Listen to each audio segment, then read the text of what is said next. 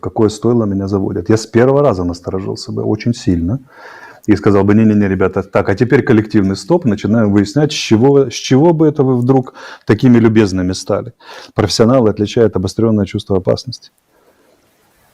Понимаете, да? Чего это этот ветер подул? С какой стати такие бонусы? Но мы страна, которая легко управляется тем, что 2 раза встал и присел итальянский и американский парламент. И мы уже поверили, что они забудут про свои долгосрочные интересы со всей своей школы геополитики, которая ковалась столетиями, с волками и зубрами, которые на ней вырастены, с огромным гигантским опытом. Штаты не проходили... Что такое Россия и Украина? Мы за последние 100 лет раз 5 уничтожали архивы. Уничтожали или прятали. Гражданская, вторая, мировые и так далее, и так далее. А эти люди никогда не палили свои архивы. Они помнят все за несколько сотен лет. Европа, Штаты за последние 200 лет все очень четко помнят прекрасно, как это работает, и ни разу не прерывалась традиция. Так с кем мы сели играть? И вот то, что Украина не сумела вовремя заметить, что она на этом поле мяч, а не игрок, это главная трагедия.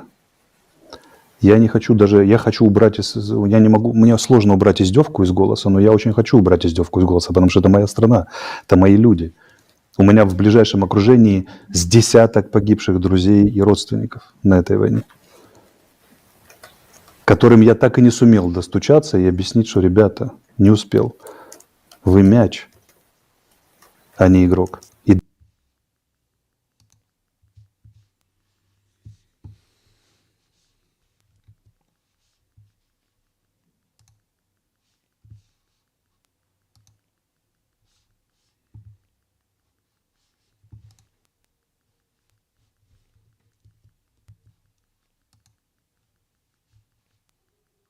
it, looking at it and doing a gesture and then asking the built-in AI, what type of smoothie could I make with this stuff? And of course, you know, there's cameras on the front and Meta's AI looks at the camera feed, sees a bunch of clearly labeled ingredients and then the most recognizable fruits of all time sitting on a contrasty table and then decides, you know, oh, you could make a pineapple smoothie with matcha. Great.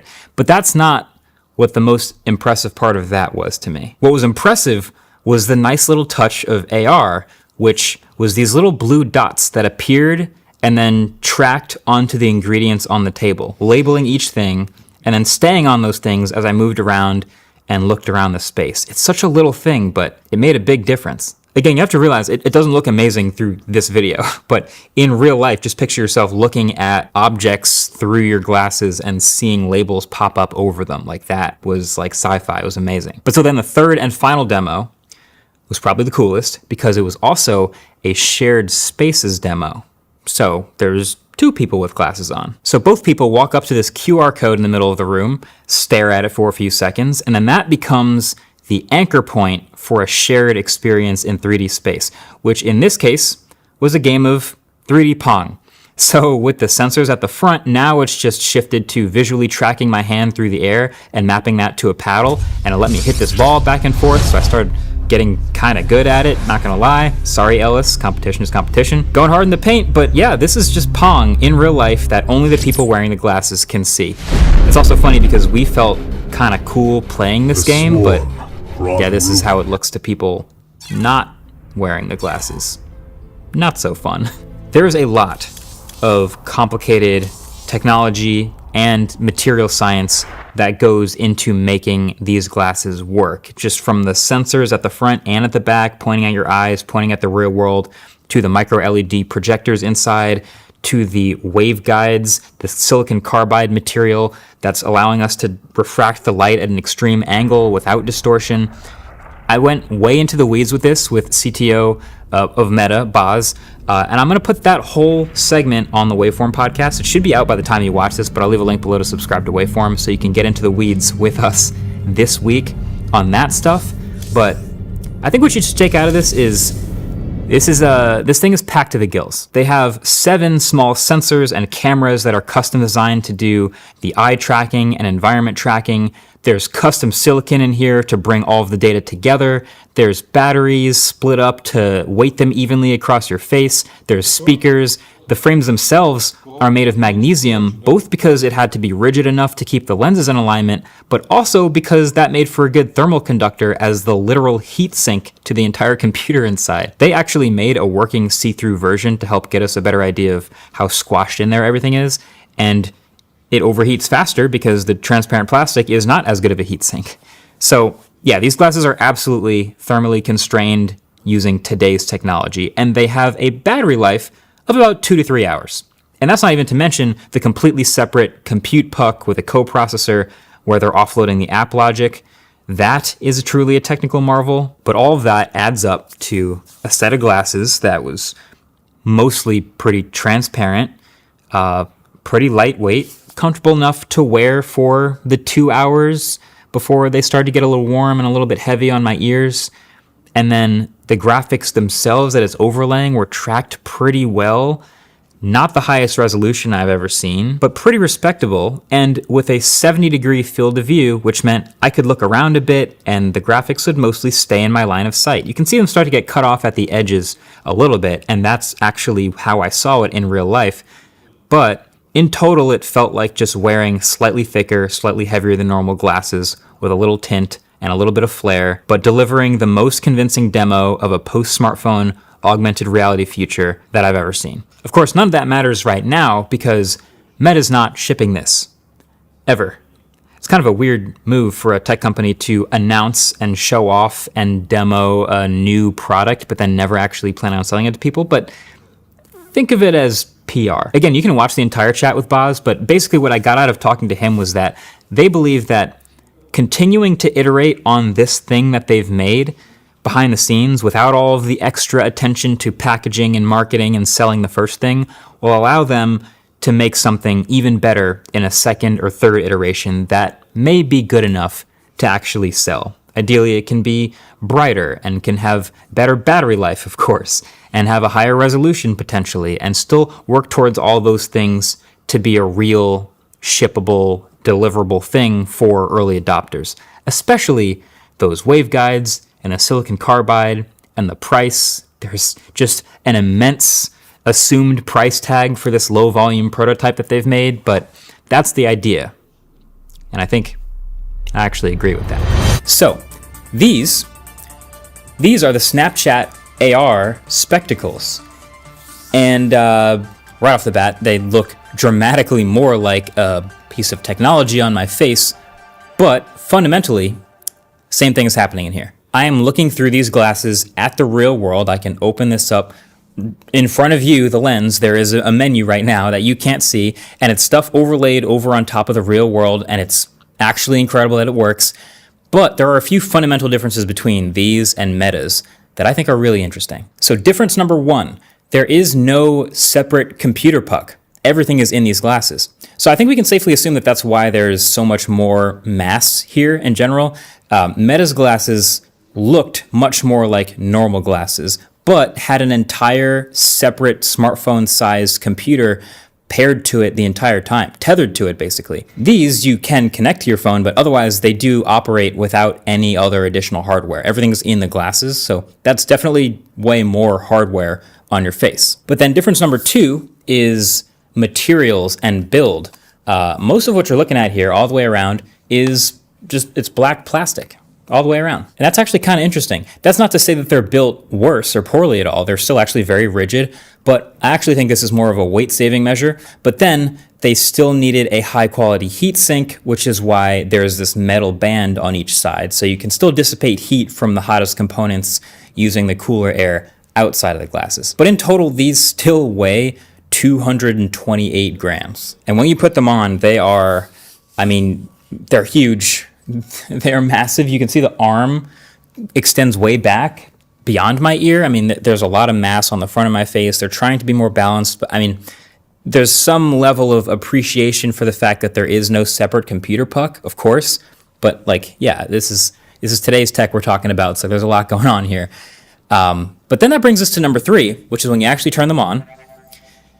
And there's two immediate differences with the display. Again, I'm not looking at a lens right now. I'm looking at a menu in front of the lens, but it's the resolution and the field of view. Now, this is obviously really hard to explain and show on video and show you what I'm seeing. No eye tracking. It's just going to be hand-based and gesture-based. But on the Snapchat glasses, the resolution of the menus is dramatically higher. Everything is much sharper than the very pixelated looking Meta glasses. Honestly, close to like what Vision Pro looks like when I'm wearing those. But the field of view is significantly less. I think the number is 46 degrees versus Meta's 70 degrees. And candidly, you notice that a lot. Now, field of view is normally not so bad that there's any interruption of the thing that you're looking at, like straight ahead of you, but it's actually close. And this is one of the biggest differences between them as someone who happens to have used these and the Meta glasses back to back. Now, I don't know if immersion is the right word here, but my main way of describing it is when you're actually using the glasses, you're doing whatever with them, whatever software whatever overlay you have pulled up, you're not really thinking about field of view. You're just immersed in the thing, using the app, looking forward. But the second you start poking around or moving your head a lot or observing more of what's around right in front of you, then things get cut off. You can actually see this a little bit at the edges of some apps with the Meta Orion graphics, actually. Right here, right there. At the edge, you saw the UI kind of get clipped off a bit. And that's how it looked to me too. My eye sees that. And that was with Metas, which have the 70-degree field of view. This is even more restrictive. It's really only going to overlay things directly in front of you. And if you even turn a little bit, it gets clipped. There's a golf game in here, which I was playing for a little bit, and it's fun, but you have your phone, which is mapped to the golf club, and you look down and you can see the golf ball, but you can't see anything else. In golf, your peripheral is very important. So you look up to see the hole and then look down to see the club. And you keep having to look back and forth and you hit it and you have to track it with your eye just right so it doesn't leave the field of view. It's much more noticeable with these. But probably my favorite difference actually with the display or whatever you want to call it here is the electrochromic tint. Because the Snapchat AR spectacles have a built-in tint made from the same tech that snaps the sunroof of the new Rivians from clear to tinted and back. It's actually built into these glasses as well. And so that helps them go from clear to tinted, and that helps dramatically with readability and contrast of the things that aren't supposed to be overlaid over your rear world. So I guess immersion is actually the right word here. Maybe it's just a scoreboard floating in place, or a social media feed, or maybe you're on an airplane and just want to watch a couple of videos. You can add the tint, and then it kind of feels a little closer to a VR headset where the background is faded away and you're just looking at something in front of you floating. It is crazy how much tech is built into these glasses. And then probably the last major difference here with these is on the subject of developers. See, both of these glasses are not real products that are, going to ship and be in stores ever. But one of them, the Meta glasses, feel like a super high-end tech demo, and it's incredible that it works. But the other one, these are actually a developer kit. You could theoretically get your hands on these today and start making apps for them. I mean, you'd have to spend $100 a month and be locked into the developer program with a minimum 1-year commitment, but then you get these and you're off to the races building lenses for Snap OS. And there's a bunch of them actually already available. There's that golf app I told you about. There's also a browser app and a music creation app and a Beat Saber equivalent called Beatboxer, and dozens more that I can already play with. And there's even more really impressive shared space experiences, like Snap's glasses. They don't even require you to scan a QR code. They will actually just map the room you're in actively as long as you're looking around with the other person, and it immediately matches you up, and you can now both see and manipulate the same floating object in 3D space. It's kind of awesome. So if the golden question with AR glasses, at least for now, is what can you even do with these things? Then I do like Snap's strategy of just getting these out to people as early as possible and then just seeing what they make. Now, me personally, I actually have 2 dream use cases for AR glasses. Here, the first one is I just want like any instrument, being able to learn any instrument by having the visual, like the Guitar Hero overlay. Piano, that's the one you've probably already seen where the piano notes come down and you can just sort of match it up and play piano.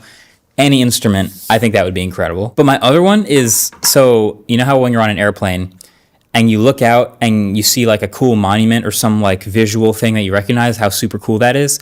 What if, hear me out, you've got the glasses on, it's like glasses AR airplane app, whatever. And you look out the airplane window and it outlines like the territory outlines or the state outlines or whatever, and you can see the scale of things, and it pops up little monuments and landmarks and things that you may recognize just by looking out the airplane window.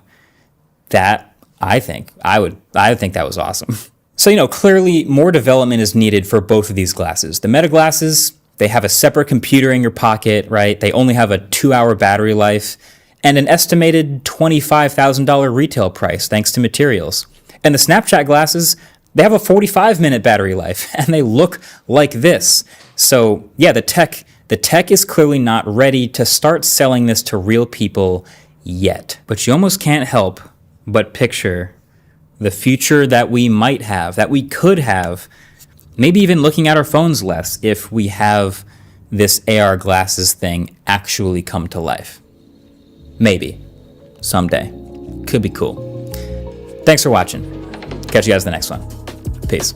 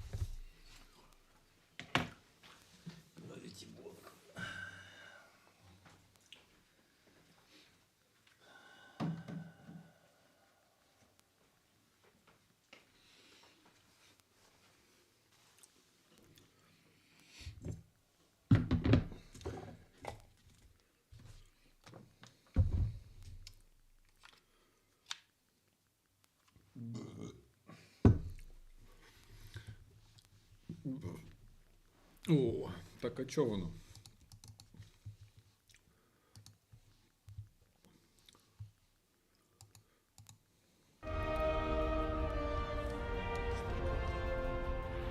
Чого він такий обрізаний?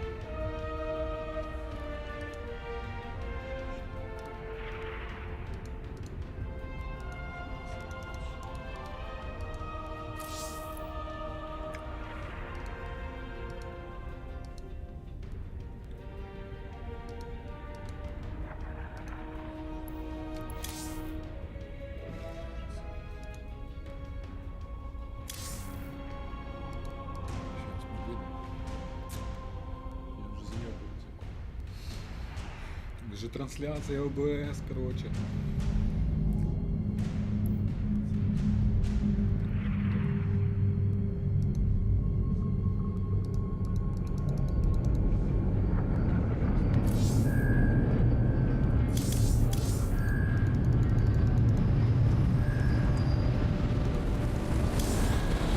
Як киньте. О.